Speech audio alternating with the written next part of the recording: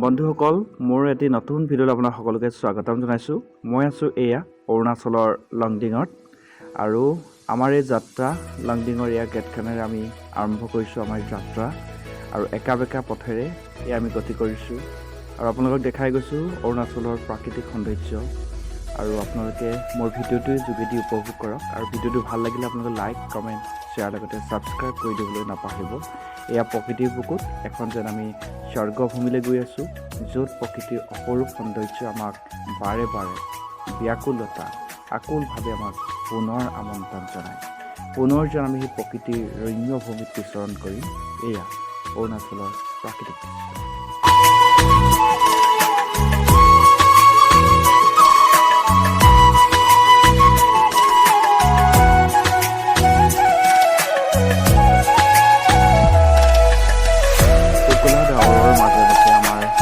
এই যাত্ৰা আমি অভিভূত হৈছোঁ।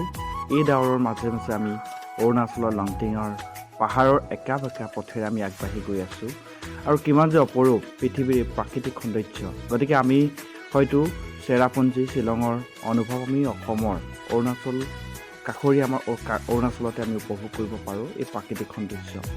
অপূৰ্ব সৃষ্টিৰাজি আৰু স্বৰ্গভূমি বুলি ক'লে হয়তো মোৰ ভুল নহ'ব। এয়া লংডিঙৰ চহৰৰ মাজত আমি এখন খুব সুন্দৰ এখন পাহাৰৰ মাজত এটা সুন্দৰ এখন চহৰ গঢ় লৈ উঠিছোঁ। তাৰ পৰা আকৌ আমাৰ যাত্ৰা এই একা বেকা পথেৰে পুনৰ আমি গতি কৰি আছোঁ।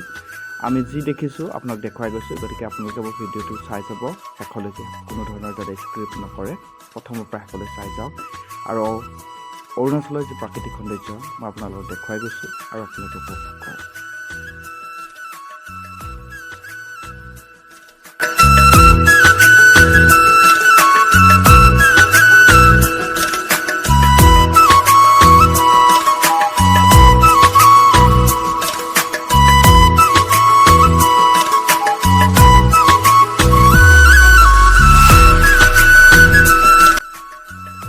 অৱশেষত আমি আহি এয়া পাহাৰৰ মাজত থকা ঝৰ্ণা পালোহি আৰু ইয়াতে বহুত মানুহ আহিছিল। যিহেতু আমি দেওবাৰে গৈছিলোঁ, গতিকে বহুতো লোকে তাতে নিজৰ মানসিক শান্তি লাভ কৰিছে প্ৰাকৃতিক পৰিৱেশৰ মাজত আৰু প্ৰত্যেকেই তাতে পাহাৰ জুৰিটোত কোনোবাই গা ধুইছে, কোনোবাই ফটো তুলিছে আৰু ময়ো দুপৰিমাণ ফটো উঠি লৈ মই সাজু হৈছিলোঁ প্ৰকৃতিৰ গা ধুবৰ বাবে।